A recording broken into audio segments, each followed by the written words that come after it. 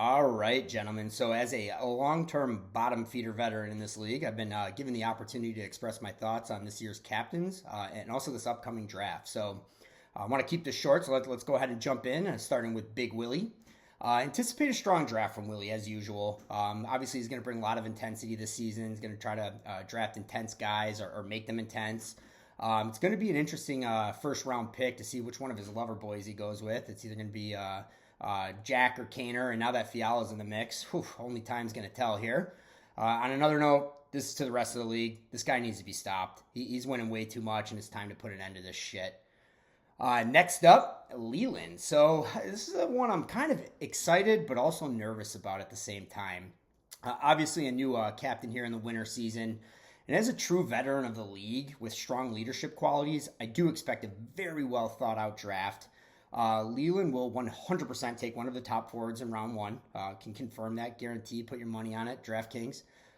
Leland also has absolutely written some sort of algorithm or code or AI, who the fuck knows, that has selected all of his draft picks for him based on players' game attendance, their performance, their statistics, workout habits, even their diets in some cases. I'm sure he's tracking how many beers they consume after the games as well. So just be aware of that in the draft here. Leland's always watching.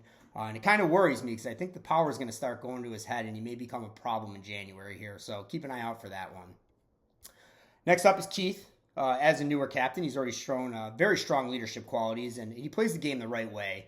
After a devastating loss to a red-hot sign bar team led by myself and Matt Harbour, I think he's going to be seeking some vengeance this year. And fortunately, with Sims being a captain, he won't have to guilt draft him, which is immediately going to tighten up Keith's defensive zone here. So expect big things from Keith unless he decides to head to the locker room in the middle of gameplay. That could become an issue at some point. Moving on to Wales. So Wales has been doing this for a very, very long time. And I feel like I can tell you exactly what his draft notes look like at this point without even thinking twice about it. Anticipate him taking a goalie here in round one, just from past trauma and his hatred for back checking.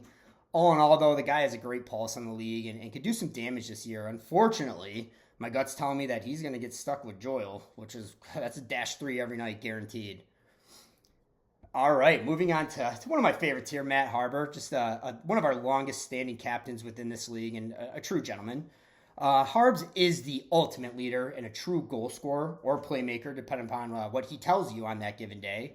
I expect to see some old habits or tendencies when drafting, though. Same dudes each year, and really whoever's going to pass him the puck, right?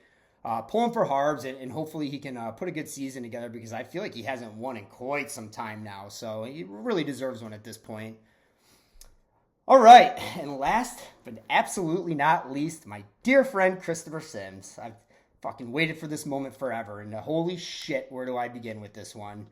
I put a ton of notes together for this, both good and bad, mostly bad, but trying to keep it short. Just as a fresh captain to the winter season, this guy has a lot to learn.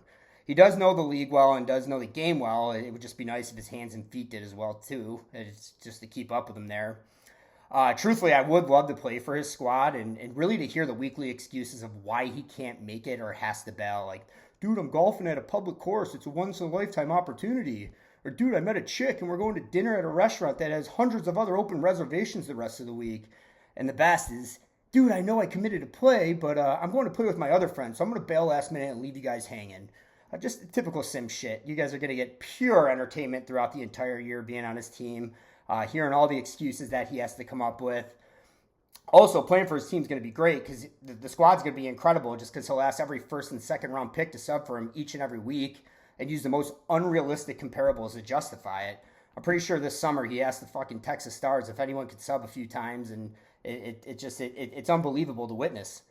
All in all, though, love you, Sims. Wish you the best of luck this year in the draft. But yeah, that sums it up, fellas. Really hope everyone has a great time tonight. Make sure to tip your bartenders. Good luck this year.